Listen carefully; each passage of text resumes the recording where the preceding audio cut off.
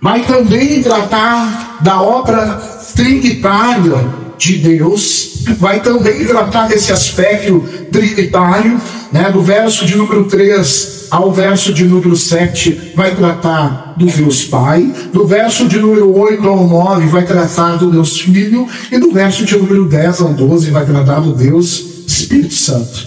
Pedro também vai tratar neste texto de dois aspectos da salvação, que é a salvação presente e a salvação futura. E além de tudo isso, vai mostrar como o Evangelho, como as promessas de Deus são a nossa âncora e o nosso porto seguro em meio às tribulações, em meio às dificuldades da vida. Então nós começamos no verso 3 com uma palavra de doxologia, com uma palavra de adoração, com uma palavra de louvor a Deus.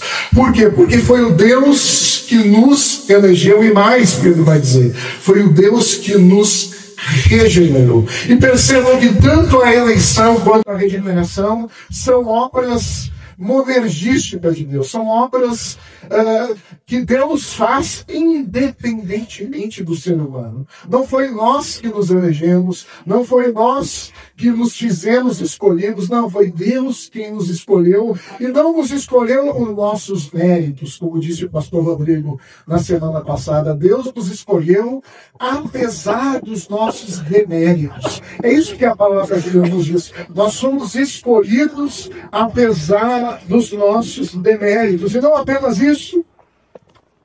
Aqui quando Pedro fala da grande salvação, como eu disse, ele vai usar essa estrutura trinitária. Pedro bendiz a Deus, chamando ele de Pai, a nosso Senhor Jesus Cristo. E o primeiro motivo pelo qual ele bendiz é porque ele nos regenerou. Bendito seja o Deus e o Pai de nosso Senhor Jesus Cristo, que segundo a sua muita misericórdia, nos regenerou para uma viva esperança. Já inicia o texto com um motivo de louvor. E quando eu penso nesse texto, eu lembro de uma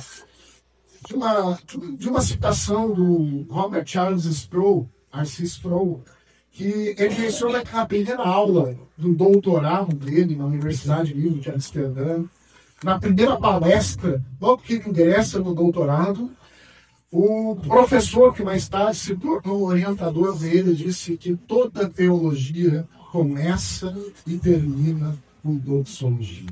Toda boa teologia, ela começa e ela termina com adoração. Não é à toa que Paulo, quando está escrevendo a carta aos Romanos, lá no capítulo 9 até o capítulo 11, quando ele fala sobre os decretos de Deus, sobre a eleição, sobre a rejeição de Israel, sobre o plano futuro de Deus para Israel, num determinado momento ele encerra abruptamente a exposição e ele prorrompe em louvores a Deus, dizendo: quem pode conhecer a mente do Senhor?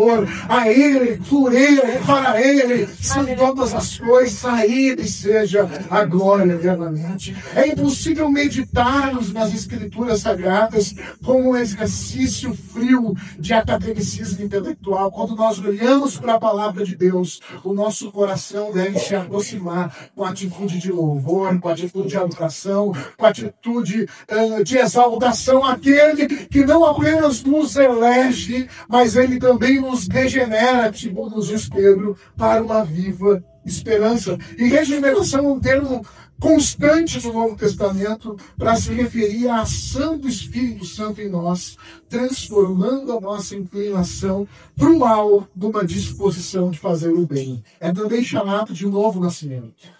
Quando Jesus fala com Nicodemos, lá em João 3, Jesus vai dizer: se não nascer de novo, você não pode ver, você não pode entrar no reino de Deus. Quando nós somos justificados por Deus mediante a fé, também somos regenerados. Também recebemos uma nova vida. Também recebemos um novo princípio de vida.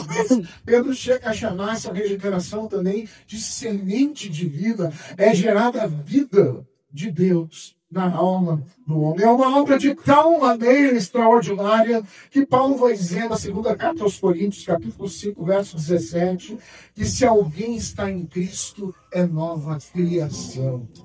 Isso é regeneração. As coisas velhas se passaram, diz Paulo, e tudo se fez novo.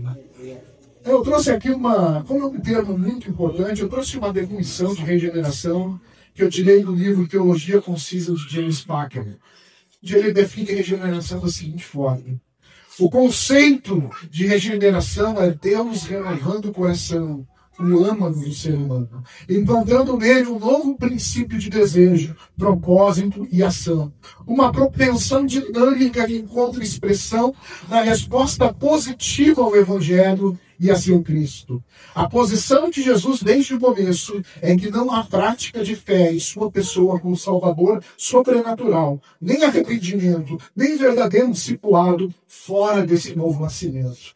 A regeneração ecologista, isto é, obra inteiramente de Deus e Espírito Santo. Ela suscita o eleito dentre os mortos espiritualmente para uma nova vida em Cristo. É a transição da morte espiritual para a vida espiritual, sendo a fé consciente, intencional e ativa em Cristo seu fruto imediato, não sua causa imediata.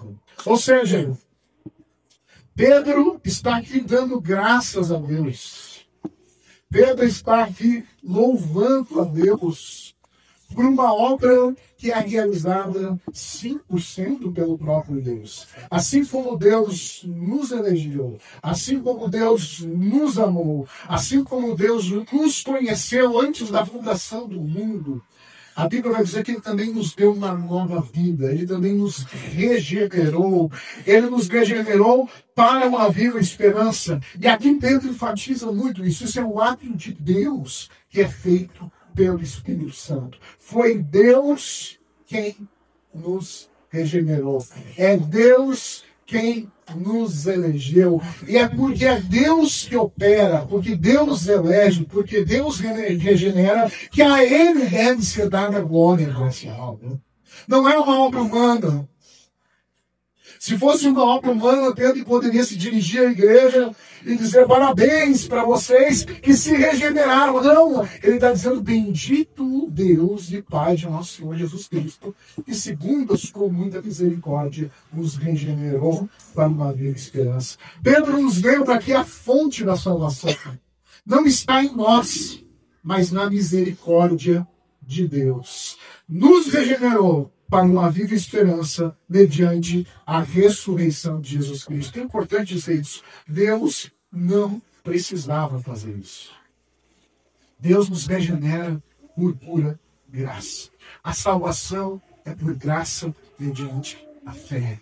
A eleição, a regeneração, a preservação que nós vamos ver não é devido aos nossos méritos, mas é unicamente por conta dos méritos do Senhor Jesus Cristo.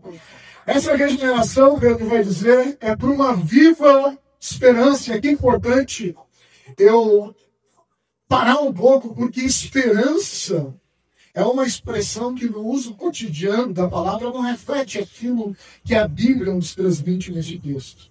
Nós alegamos que temos esperança quando nós temos a expectativa que a alma aconteça.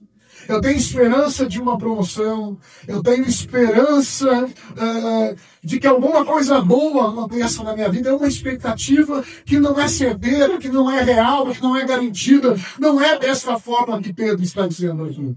Pedro está dizendo da esperança num sentido de que ela é garantida, ela é certa, ela é definitiva, ela é real. Ele diz que Deus nos regenera para uma viva esperança. E que viva esperança é essa, meus irmãos? É a esperança da vida eterna que nos é dada agora, mas que também virá plenamente quando Jesus voltar. Essa viva esperança, nos diz Pedro, ainda no verso 3, ela é fundamentada na ressurreição de Jesus Cristo entre os mortos. O que Pedro está dizendo aqui é que Cristo Jesus é o primeiro dessa nova criação. E os outros, os cristãos, os eleitos, os regenerados, virão após ele quando ele vier. Num certo sentido, a ressurreição já começou. A ressurreição de Cristo inaugura uma nova criação, inaugura um novo mundo, que ainda não está consumado, que aguarda a sua consumação. mas que já é presente, que já é real na vida do povo de Deus. Portanto, esta esperança, a esperança de vida eterna, a esperança de estarmos para sempre com Deus, a esperança de gozarmos a sua presença de forma plena e total, sem nenhuma mácula do pecado, ela é a esperança viva que nos é dada mediante a ressurreição de Jesus Cristo dentre os mortos. Essa esperança viva é a esperança que um novo nascimento nos introduz. Esse novo nascimento, nos diz Pedro no verso 4, ele nos leva a uma herança. Esse novo nascimento nos torna filhos de Deus. Nós somos adotados na família de Deus. Nós somos inseridos na família de Deus.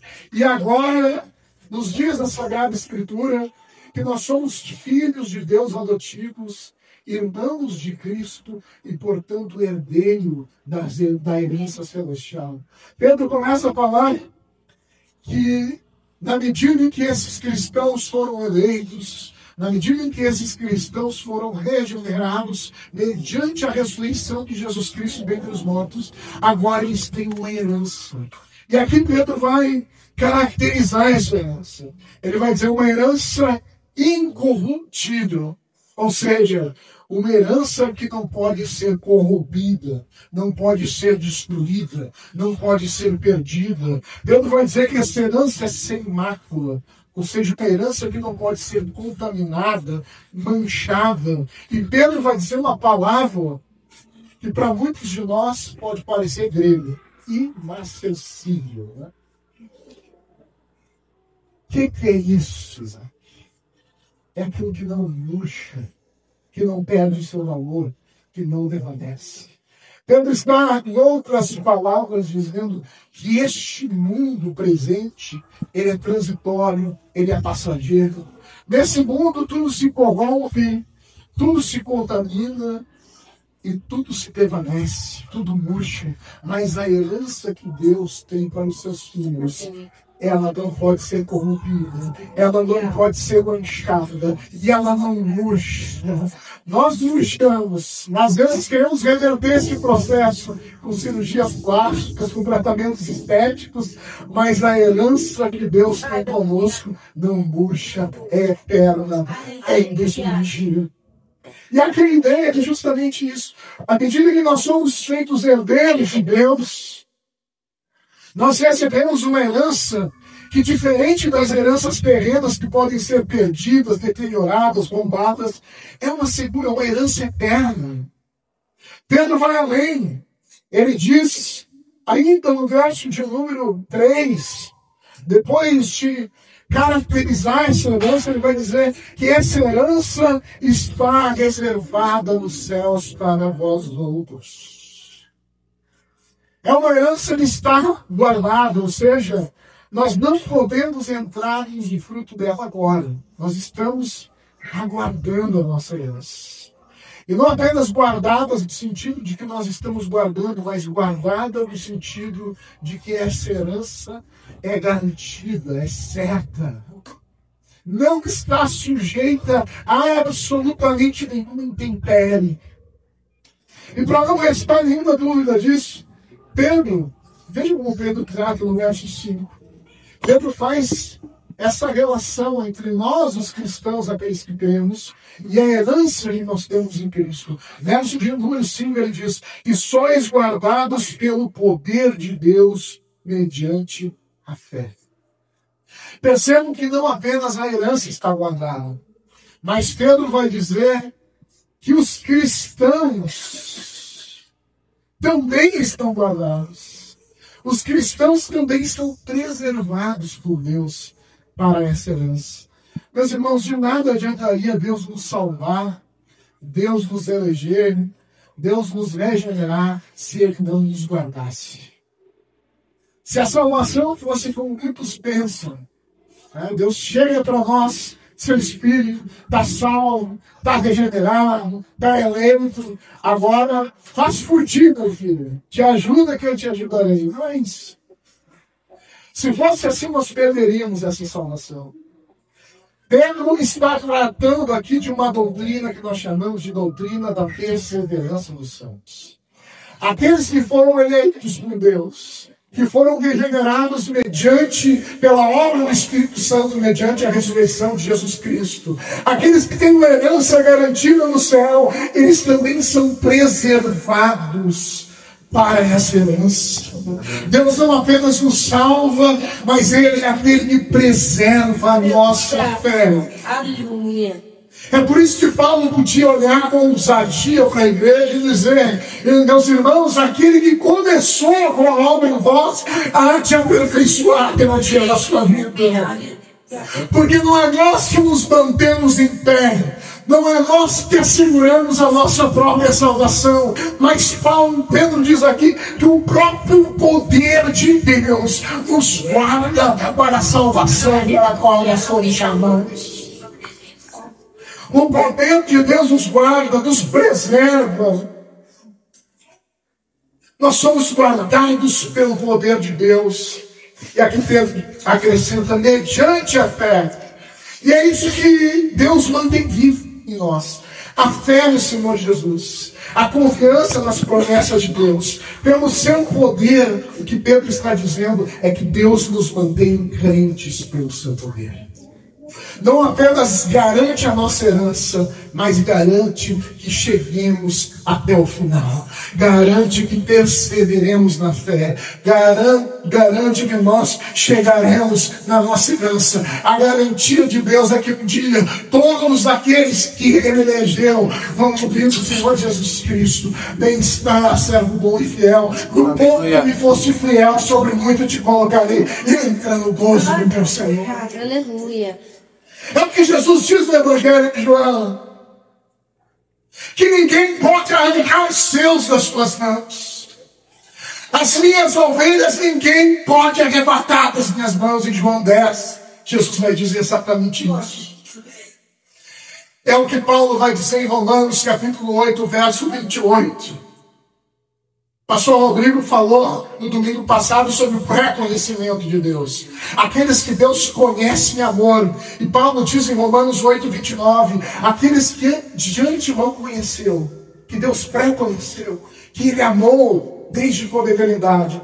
Aqueles que de antemão conheceu, também os predestinou para serem conforme a imagem do seu Filho. E aqueles que predestinou, diz Paulo, a este chamou. Aqueles que chamou, a este justificou. E aqueles que justificou, a estes glorificou. Ou seja, a glorificação final do crente, o estado de bem-aventurança eterna, é fundamentado na eleição de Deus. É fundamentado nesta obra de Deus que nós não podemos sequer explicar. Pedro vai nos dizer no verso 12 que os anjos contemplam isso e ficam embasbacados, não entendem, se maravilham, se regozijam por causa desta eleição. Deus nos justifica, Deus nos chama no tempo e no espaço, Deus perdoa os nossos pecados, Deus nos guarda das provações deste mundo e preserva a nossa fé até o fim. Por fim, Ele nos glorificará e nós receberemos a nossa herança plena nos céus, no novo céus e na nova terra. A salvação preparada para revelar-se no último tempo. É assim que termina o verso 5. Nós somos guardados pelo poder de Deus mediante a fé. Ou seja, Deus nos mantém crentes para a salvação preparada para revelar-se no último tempo. E alguém poderia perguntar: mas Isaac, a gente já não é salvo? E a resposta mais correta a essa pergunta seria sim e não. A salvação tem um aspecto passado, tem um aspecto presente e tem um aspecto futuro. Nós que cremos em Cristo Jesus, nós somos salvos da culpa do pecado. A Bíblia vai nos dizer de forma cabal: nenhuma condenação há para aqueles que estão em Cristo Jesus. Deus não nos trata mais como culpados. Mas a Bíblia também vai mostrar que nós estamos sendo salvos agora mesmo do domínio do pecado. É o que nós chamamos de santificação. Nós estamos sendo paulatinamente, à medida que somos expostos à palavra de Deus, à medida que oramos, à medida que participamos da ceia do Senhor, nós estamos sendo paulatinamente transformados à imagem do Senhor Jesus Cristo. O domínio do pecado vai enfraquecendo em nossa vida e nós estamos sendo salvos deste domínio. Mas, por fim, existe um aspecto da salvação que é futuro. Nós seremos salvos da presença do pecado em nosso coração. É nesse sentido que Pedro está dizendo, para a salvação preparada para revelar-se no último tempo. Nós já fazemos parte da nova criação de Deus. Nós já fazemos parte do povo eleito. Nós já fazemos parte da igreja gloriosa. Porém, o trabalho que Deus faz em nós, ele é invisível. Deus está nos conformando a imagem do seu Filho. O Espírito está nos santificando. Mas Pedro diz que haverá um momento em que Deus irá se revelar. Em que haverá a revelação visível de Deus. Neste momento, os cristãos, aqueles que creem, terão seus corpos glorificados. Aqueles que estiverem mortos ressuscitarão. Essa é a expectativa do cristão. Nós já fomos salvos da culpa do pecado. Nós estamos sendo salvos do domínio, mas ainda seremos salvos da presença do pecado no nosso coração. A partir do verso de 1-6, Pedro começa a falar da alegria, da fé provada e da alegria gloriosa. Percebam, meus irmãos, que Pedro, basicamente, ele se detém nos 5 primeiros versículos falando da salvação. Se nós fizéssemos um recorte desses 5 primeiros versículos e tirássemos aqui da carta de Pedro, jamais poderíamos esperar que esta carta foi endereçada a uma igreja sofredora. Pedro, até esse momento, ele não fala do sofrimento da igreja. Pedro, até esse momento, ele não fala das angústias pelas quais o povo de Deus está passando. Pedro começa a sua exposição das grandes doutrinas da salvação, na eleição, na regeneração, na preservação dos eleitos, na herança futura que nós teremos por Cristo Jesus. E quando eu vi esse texto, eu me lembrei de algo que eu li muitos anos atrás, faz muitos anos. Eu não me recordo de nenhum livro, eu só me recordo do autor, John Piper. Ele menciona que, muito tempo atrás, tinha uma irmã da igreja que ele era pastor. E essa irmã, em curtíssimo momento de prazo de tempo, tudo começou a dar errado no entendimento. E um dia antes, acho que no sábado, na sexta ou no sábado, o esposo dela tinha falecido. Acho que faleceu na sexta e foi sepultado no sábado. E o John Piper disse que não imaginava que ela estaria presente no culto de domingo. E a sermão que ele já tinha preparado para o culto de domingo era Isaías capítulo 6. Nunca vou esquecer disso. Isaías capítulo 6 que demonstra a glória de Deus. Não é um texto direcionado à angústia, não é um texto direcionado especificamente à dor. Piper fez uma exposição da majestade de Deus. Do Deus que é apresentado o seu trono, com os serafins voando com 2 asas, cobrindo o rosto com 2 asas, cobrindo os pés com 2 asas, e clamando: Santo, Santo, Santo é o Senhor dos exércitos, e toda a terra está cheia da sua glória. Ele disse que quando vier a minha irmã entrar na igreja, mas o que eu vou fazer? Essa irmã está sofrendo, esse irmão não tem nada para falar com ele. Quando acabou o sermão, a primeira pessoa que veio falar com ele foi essa irmã que está lá, cita no livro. E ela disse, chorando, com lágrimas nos olhos: obrigado, pastor. Tudo que eu precisava nesta manhã era uma visão da glória de Deus. Tudo que eu precisava nesse momento de luto, de dificuldade, era uma visão da glória de Deus. O que Pedro está fazendo com essa igreja é algo mais ou menos semelhante. Eles estavam sofrendo, eles estavam passando por dificuldades, por apertos, por angústias. Eles estavam no meio de uma grande perseguição. E Pedro direciona a mente e o coração da igreja para as verdades gloriosas do Evangelho de Jesus Cristo. Pedro direciona a mente e o coração da igreja para as verdades da salvação eterna. E o que eu aprendo aqui, meus irmãos? Eu tenho que fazer um parênteses, o que eu aprendo aqui?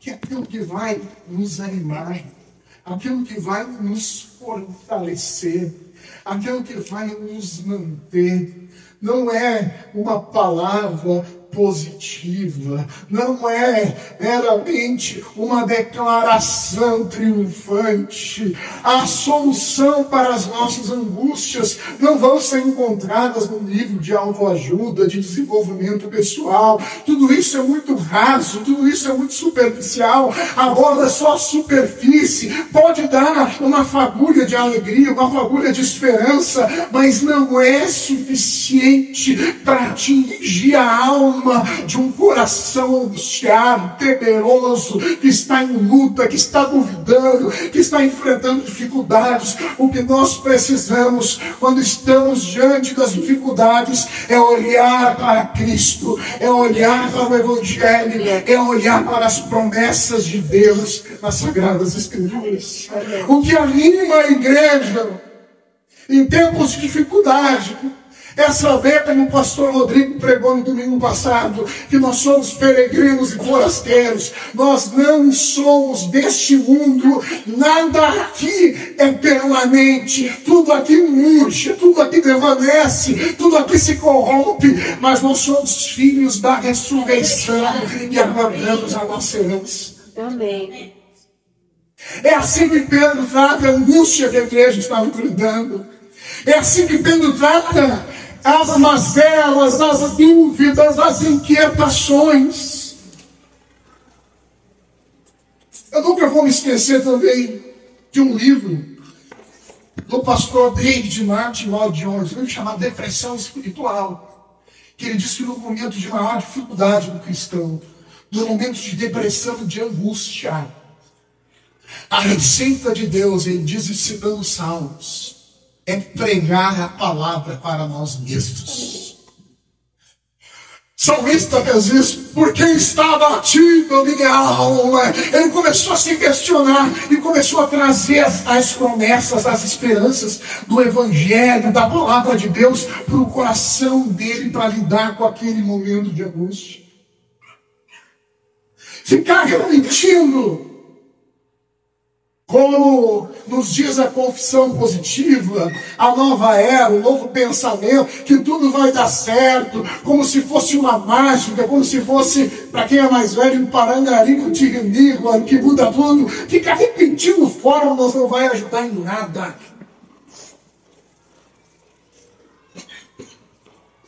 Ficar dizendo que está tudo bem não vai ajudar em nada.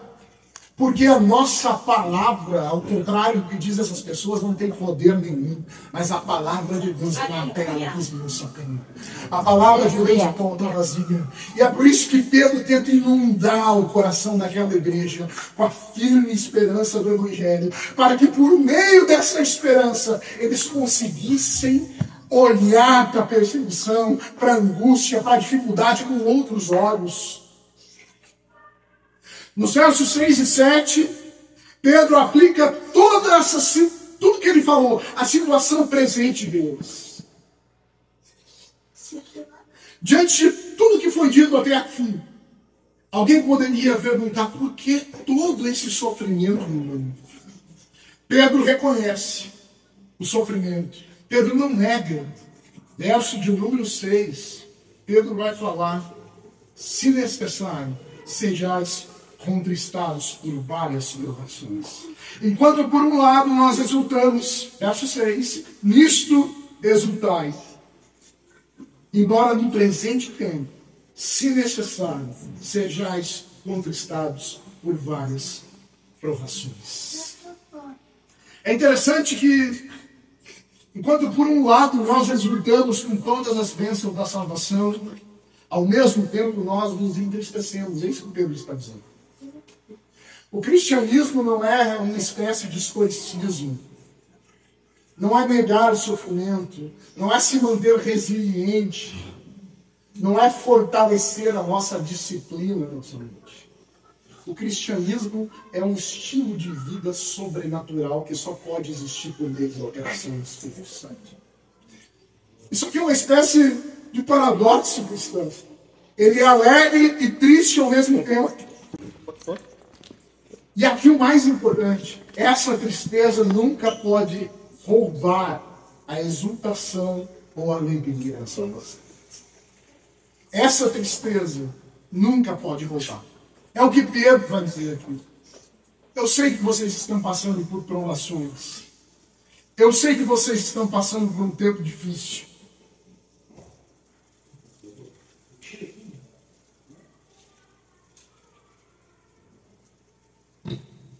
Eu sei que vocês estão, agora estou ouvindo a minha voz melhor. Eu sei que vocês estão passando por um tempo difícil. Eu sei que a situação não está fácil. O teu, pode baixar. Aí. Eu sei que a situação não está fácil. Pedro não nega as dificuldades pelas quais aquele povo estava passando. Pedro sabe que muitos daqueles cristãos estão sendo relegados ao ostracismo, estão sendo excluídos da vida social. Talvez alguns deles estavam perdendo emprego por serem cristãos, estavam sendo afastados da sua família, estavam enfrentando uma oposição direta, não apenas dos judeus, mas neste momento, nesse período histórico, já havia perseguições localizadas dentro do Império Romano.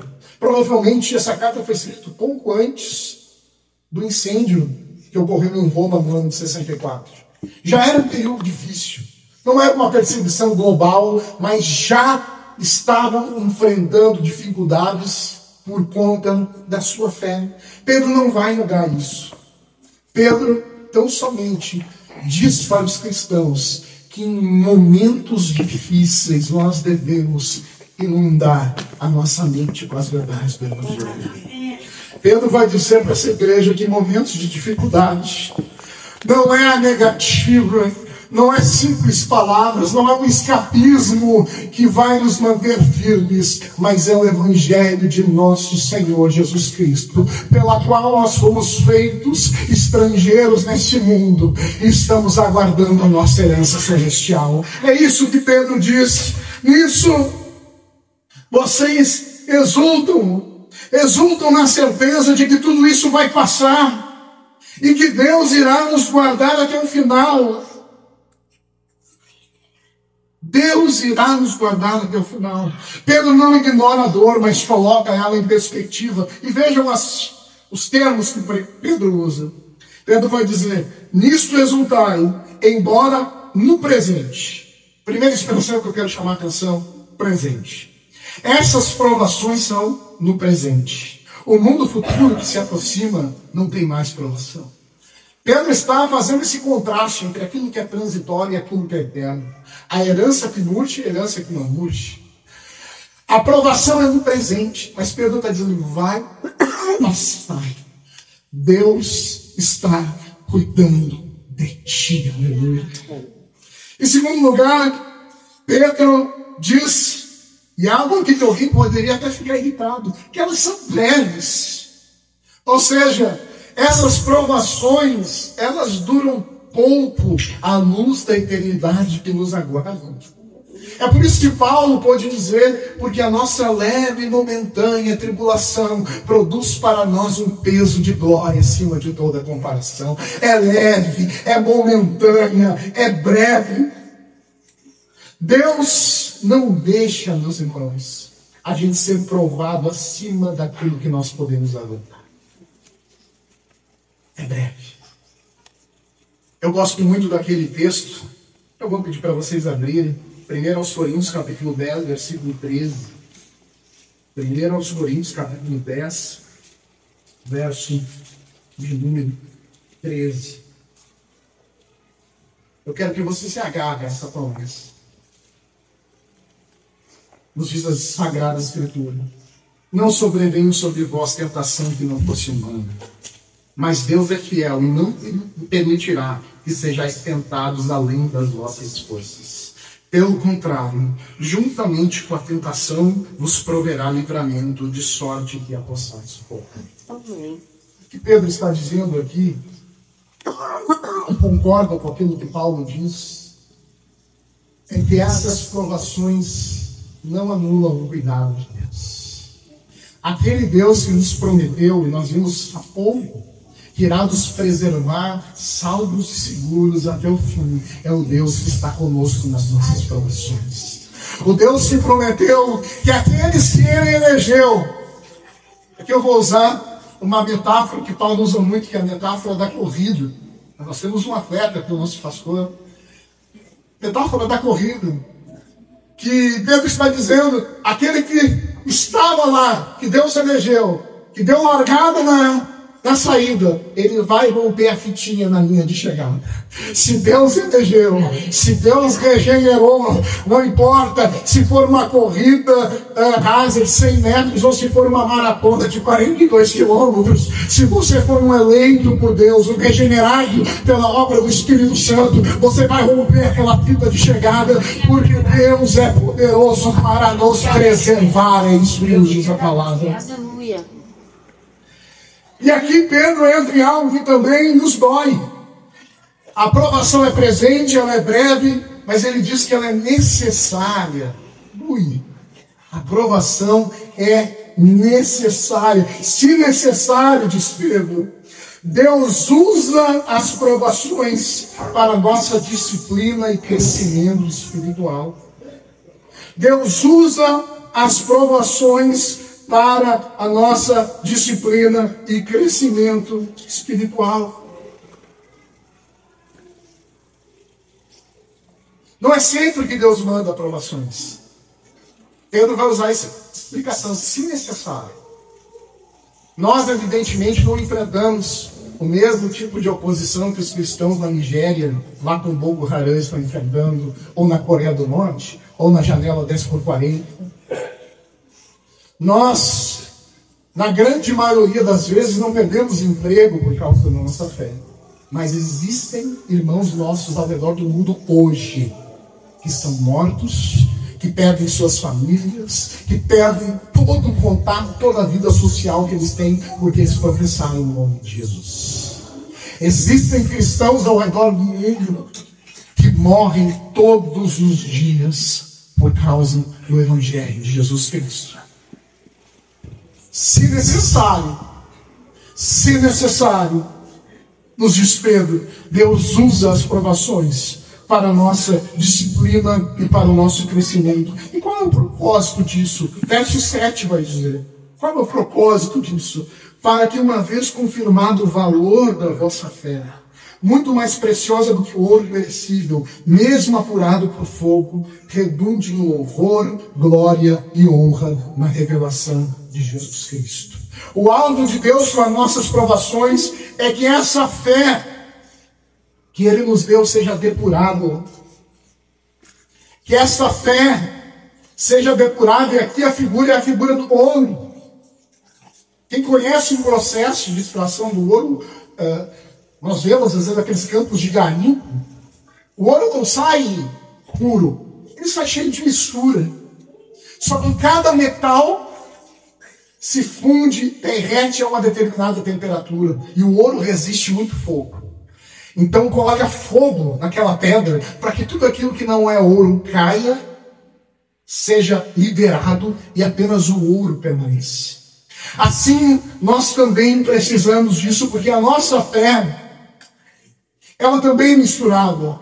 Ela é misturada com dúvidas, ela tem altos e baixos, ela vacila, ela desanima, então ela tem que ser purificada. E só tem uma coisa que purifica a fé: a aprovação. Para que serve a aprovação, Isaac? Todas as provações, elas nos desapegam no mundo presente. Todas as provações nos desapegam. Quando eu vejo isso, o que Pedro diz, eu não consigo parar de lembrar do último vídeo que foi gravado pelo Dr. Russell Shedd, quando ele estava com câncer à beira da morte, e ele disse: eu me sinto desmanando deste mundo. A provação, ela nos desapega deste mundo presente. Ela faz ver que nós somos vulneráveis, que nós somos passageiros, que nós somos estrangeiros, que aqui não é nosso lar, que aqui tudo vai passar. E é isso que faz com que nós nos apeguemos mais ainda às promessas de Deus, a essa viva esperança que Pedro nos diz. Irmãos, eu ouso afirmar que esta manhã, que as provações nos tornam cada vez mais celestiais e menos terrenos. E é por isso que elas vêm. As provações nos tornam cada vez mais dependentes. As provações nos tornam cada vez mais conscientes da nossa transitoriedade, da nossa pequenez, da nossa fragilidade.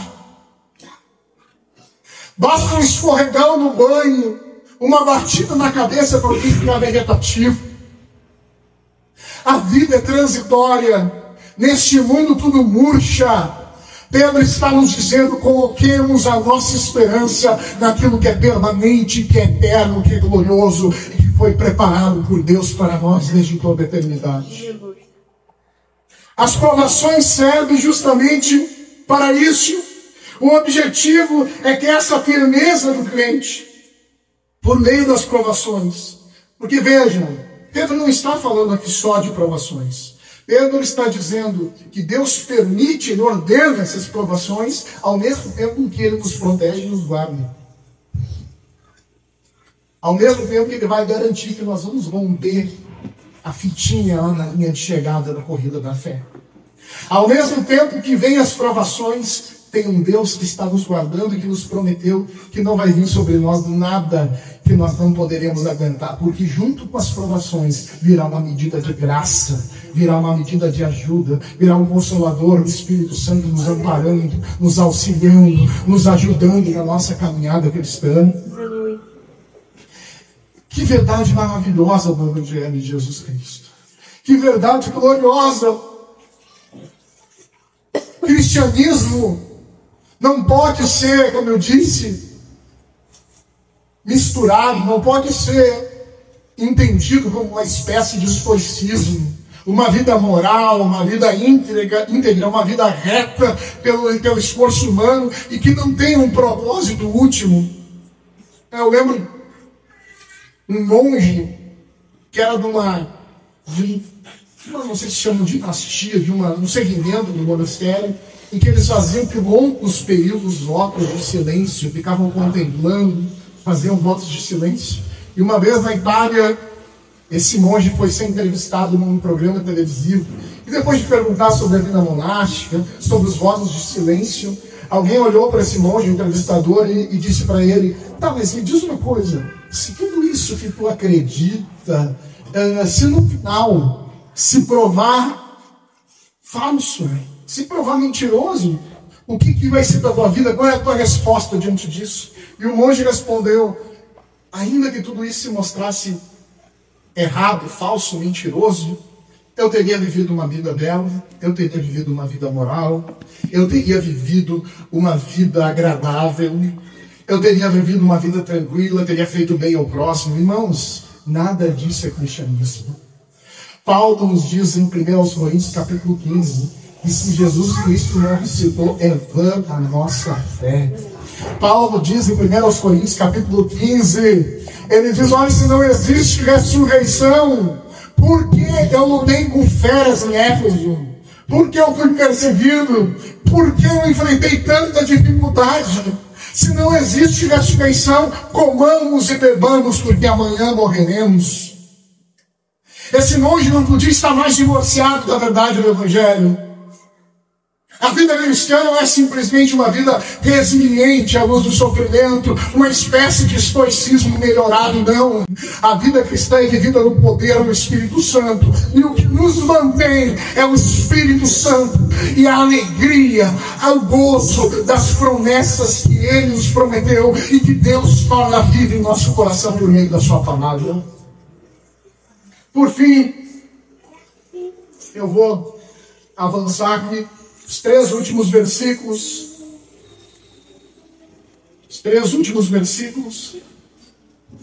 Nós vamos tratar do privilégio da salvação revelado. Depois de falar sobre o Pai e o Filho, agora Pedro nos fala sobre Deus e o Espírito Santo. Do verso 10 a 12 ele fala do Espírito Santo. Ele vai basicamente dizer duas coisas sobre o Espírito Santo. Primeiro, que o Espírito Santo estava agindo nos profetas antes de Cristo e explicando para eles que o Cristo haveria de sofrer e que a salvação só seria completa quando ele viesse.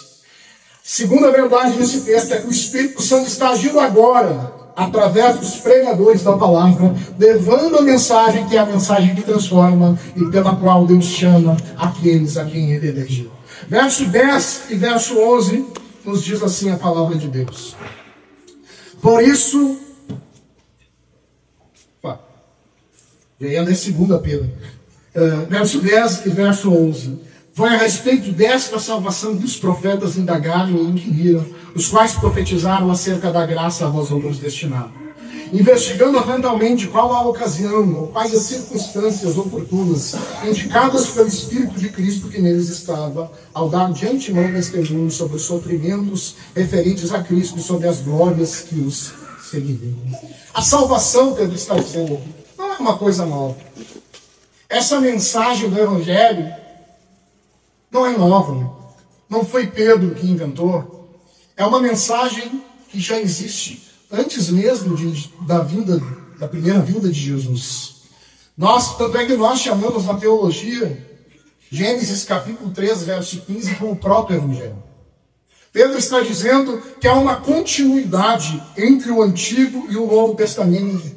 E os profetas aqui, eles já davam testemunho da salvação em Cristo Jesus. No Antigo Testamento, eles já eram salvos pela graça mediante a fé. É isso que Paulo vai dizer em Romanos capítulo 4, quando ele cita Gênesis capítulo 15, diz que Abraão crê em Deus, e isso lhe foi atribuído por justiça. Aqui a gente pode ver que o Antigo Testamento foi dado por inspiração do Espírito Santo. Foi o Espírito de Cristo, nas palavras de Pedro, que inspirou os profetas do Antigo Testamento. E mais, o centro da mensagem do Antigo Testamento era a mesma questão, era o Evangelho, era a vinda, a morte, a ressurreição do Filho de Deus. Todo o Antigo Testamento aponta para Jesus. Portanto, o Antigo Testamento é a escritura inspirada por Deus. O Antigo Testamento não é para o povo judeu, ele é para a igreja ainda. E esses dias eu vi um corte no Instagram de uma igreja que disse que não prega o Antigo Testamento, que já passou. Não! O mesmo Espírito Santo que inspirou o Novo Testamento, inspirou o Antigo Testamento. A escritura que os apóstolos usavam, que Jesus citava, era o Antigo Testamento. Aqui a gente pode ver que o Antigo Testamento, dado pela inspiração, ele fala da mesma coisa, da mesma verdade. E aqui é interessante, irmãos, Pedro lembra que os profetas desejaram entender a sua salvação. Eles pesquisaram, inquiriram, investigaram, mas ao mesmo tempo eles sabiam que não era para eles, e sim para nós.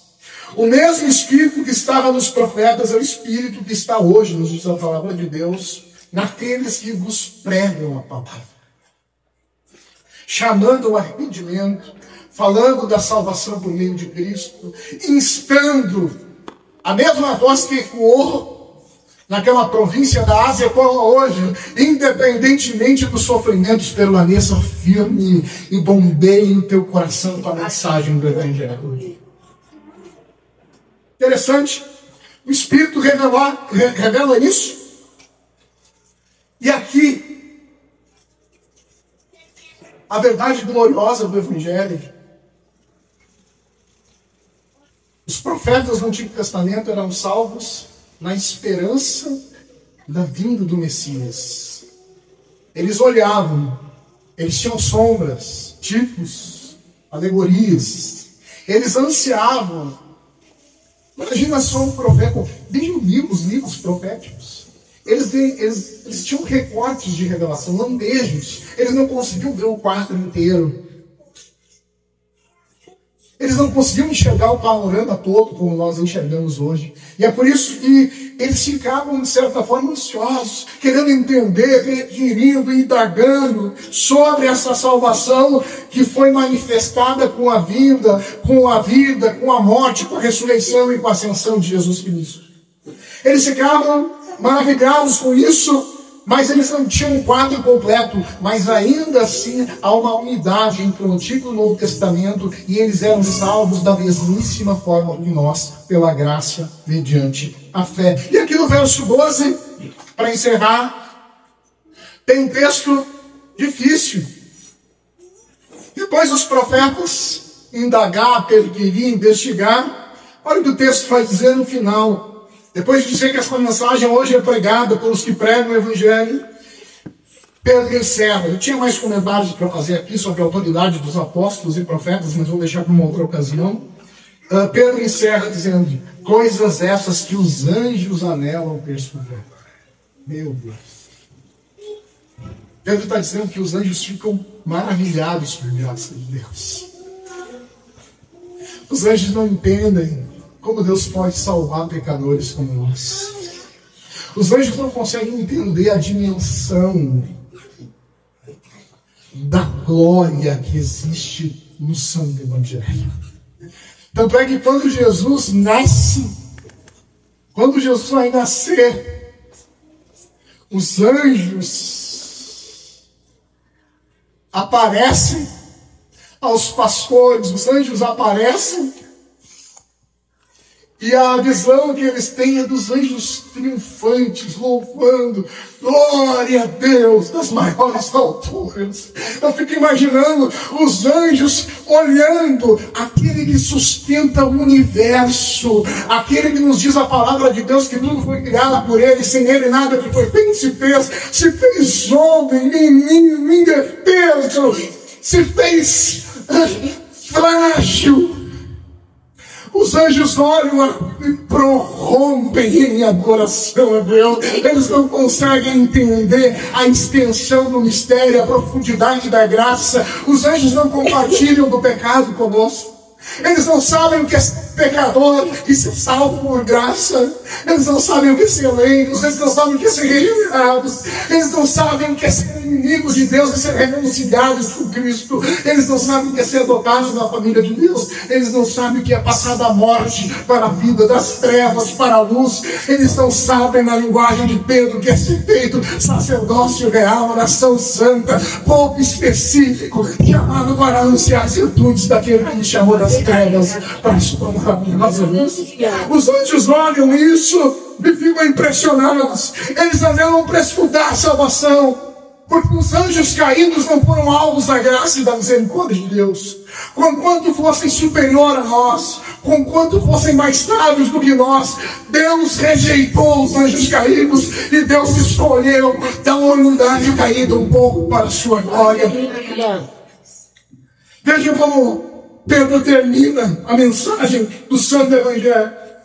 Os profetas ansiavam entender, os anjos desejavam ver, mas somos nós os que experimentamos. Somos nós os que vemos a big picture, o quadro inteiro. Somos nós que experimentamos e que em Cristo vimos a salvação do nosso pecado. É por isso que Jesus vai dizer, e eu estou encerrando por aqui, só vou fazer as aplicações. O Evangelho de Lucas, capítulo 10, verso 23. Quando se refere aos profetas, Jesus diz: bem-aventurados os olhos que veem, e os ouvidos, bem-aventurados os olhos que veem o que vocês veem, pois muitos profetas e reis desejaram ver o que vocês veem, mas não viram.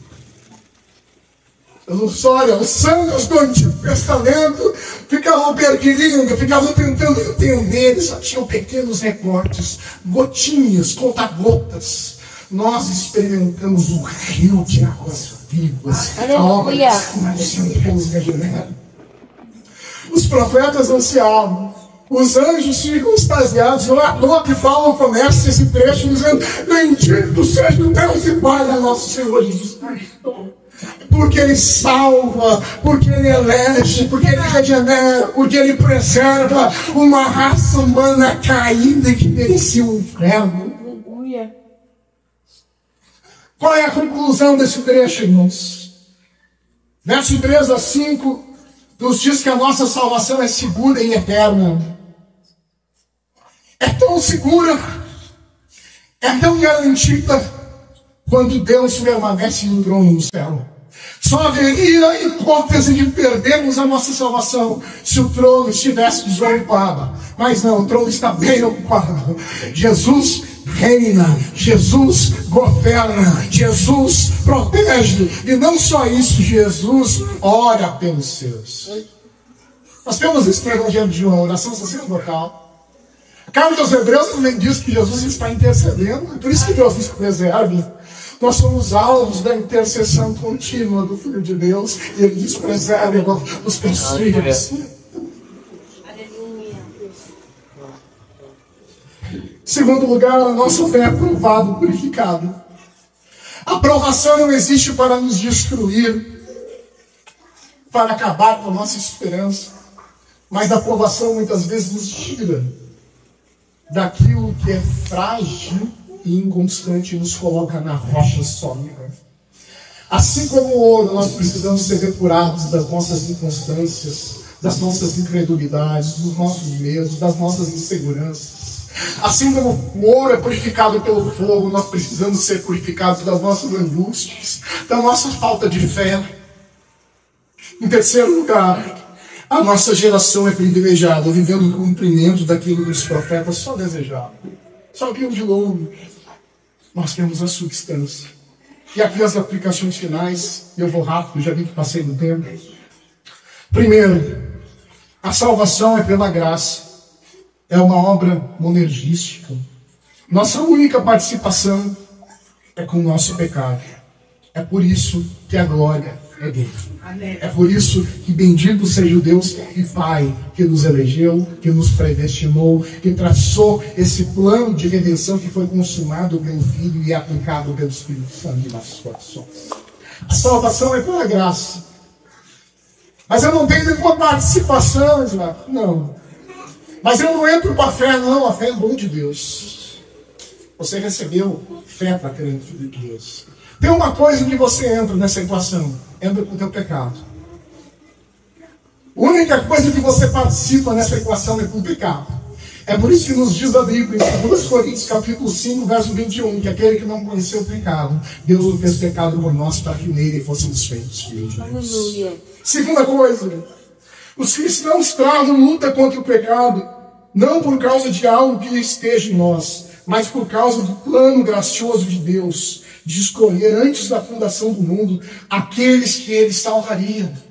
Foi Jesus que disse que o mundo nos odiaria porque ele nos tirou do mundo. Nossa luta não é só nossa, mas se apoia no plano soberano e todo-poderoso de Deus. E aqui um questionamento: como saber que foi escolhido por Deus pode encorajar um crente que sofre? E eu respondo: saber que nós somos escolhidos por Deus e temos uma herança é a única motivação que nos sustenta no vale da vida. Aleluia. Terceiro, veja o propósito do louvor. Às vezes é difícil de enfrentar as provações da vida. Pedro aqui diz que a nossa fé é testada para ser refinada na fornalha da aflição. Assim como é necessário esquentar, queimar, expor o ouro à opressão, a fé também precisa ser testada. Mas o resultado disso é que ela prova ser genuína e preciosa. A palavra de Deus nos diz que a nossa fé é mais preciosa do que ouro. Daí eu pergunto, se Deus tiver que escolher entre fazer de você rico ou crente, ou mais crente, o que ele vai fazer? A fé é mais preciosa do que o ouro. Ele está nos tornando a imagem do seu Filho, Jesus. Amém. Quarto, adore antes de reclamar. Faça do louvor o seu primeiro reflexo, mesmo nos momentos de crise. É o Evangelho que vai sustentar. Pregue para si mesmo. Ouça, se exponha à palavra de Deus. Se exponha aos meios de graça. Frequente as reuniões da igreja. Esteja presente. Porque são esses meios que Deus usa para preservar o seu povo. E por fim, valorize a esperança eterna. Não gaste a sua vida correndo atrás de tudo que perece. Viva para o que é incorruptível. John Piper, ele fala num livro, ele tem um capítulo de uma pessoa sofrimento, que o nome do capítulo é Não Desperdice o Seu Câncer. Viva para a glória de Deus, independentemente das circunstâncias. E saiba que tudo pode passar, tudo pode murchar, mas a herança que o Senhor nos prometeu, ela permanece. E não só a herança permanece, mas nós também somos guardados até o dia do nosso Senhor Jesus. Vamos lá. Pai amado, nós te damos graças, Senhor. Graças pela tua palavra que nos mostra um Deus. Imagina, Senhor, nem os anjos compreendem a glória do teu evangelho. Até eles ficam extasiados com tamanha majestade, com tamanha graça, com tamanha misericórdia. Quanto mais nós, Senhor, pecadores, desprovidos, Senhor, no nosso estado natural, de qualquer bem.